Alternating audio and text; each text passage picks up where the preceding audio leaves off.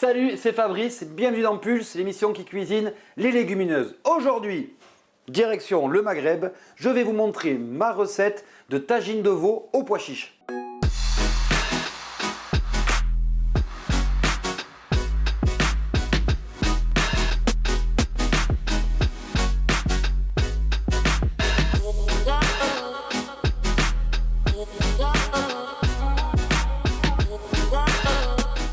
Première étape, on va faire tremper les pois chiches. Il faut au moins que ça trempe 12 heures.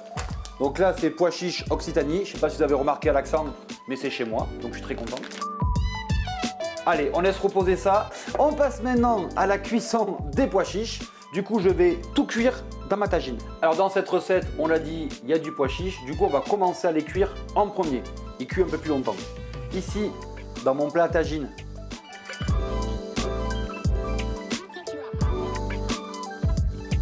là, j'ai un petit mélange d'épices. C'est ce qui va donner le goût à mon bouillon pour cuire mes pois chiches. J'ai un peu de paprika, de cumin, de gingembre, quelques pistils de safran et de la coriandre. J'utilise une huile de colza. C'est parfait pour les petites cuissons douces comme ça. Ça, le but, nous, c'est vraiment de faire revenir doucement les choses. C'est un plat qui va mijoter. Donc, c'est l'huile parfaite. Ici, les oignons en train de revenir. Je mets quelques tomates. On va ajouter toutes nos épices. On va les faire revenir très rapidement, une petite minute, toujours à feu doux.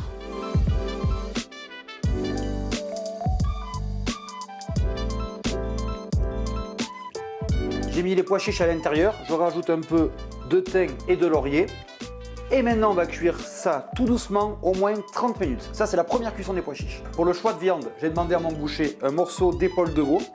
Donc, on va simplement un peu le dégraisser et le tailler en morceaux assez épais quand même. Je continue à préparer ma garniture pendant que mes pois chiches sont en train de cuire. Là, les légumes, j'ai choisi courgettes, aubergines et des carottes. On pourrait, à des périodes un peu plus hivernales, ajouter du navet, de la pomme de terre, pourquoi pas. Mais là, franchement, c'est le mélange parfait.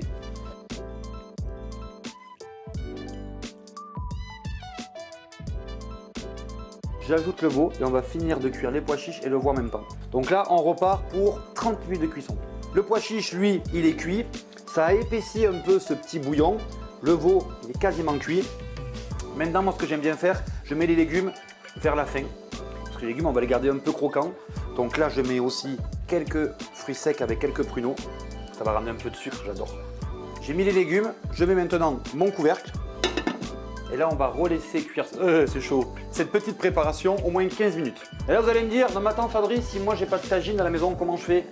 La même préparation dans une casserole pour les pois chiches et le veau. Je récupère un peu de bouillon, je le coule sur mes légumes. Les légumes, ils partent au four 15 minutes. Et ensuite, on regroupe tout ça dans un plat pour servir. On prépare la petite touche finale du plat. Ici, j'ai pris des citrons confits. Alors, on enlève l'intérieur comme ça, on récupère que l'écorce. Et évidemment, pour le croquant, ici, quelques amandes entières que j'ai fait torréfier dans une poêle pour les faire brunir comme ça.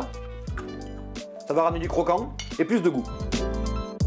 Et on va ramener beaucoup de fraîcheur avec un vrai bouquet de coriandre. La dégustation.